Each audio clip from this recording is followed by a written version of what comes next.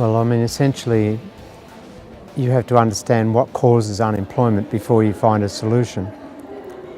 And basic macroeconomics, on which modern monetary theory is built, establishes very clearly that employment is generated by spending.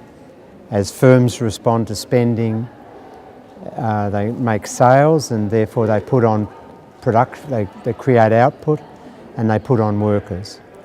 And so if there are people who can't find jobs, it means there's not enough spending. And then you have to investigate what's the source of that deficient spending. And you can usually say that the non-government sector, which is the sum of the households, the firms and the external sector, if they desire to save a portion of their income, and that income's not recycled back into sales and production, then unless that spending gap is filled by the government sector, then there'll be unemployment. And I'm talking about mass unemployment. There'll always be some unemployment because people are moving in between jobs, but the mass unemployment is due to deficient spending, and what that prescribes then is that the government sector has to be able to fill the spending gap left by non-government sector saving, and it does that by running deficits. And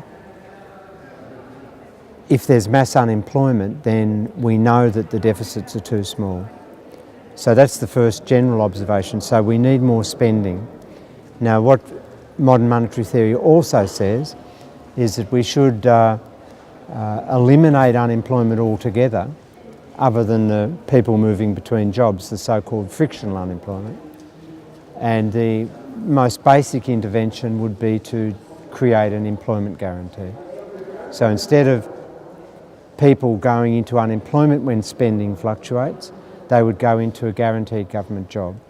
But on top of that, the government has to ensure, in my view, that there is this sufficient spending, and they can do that by creating, professional and career jobs beyond the job guarantee.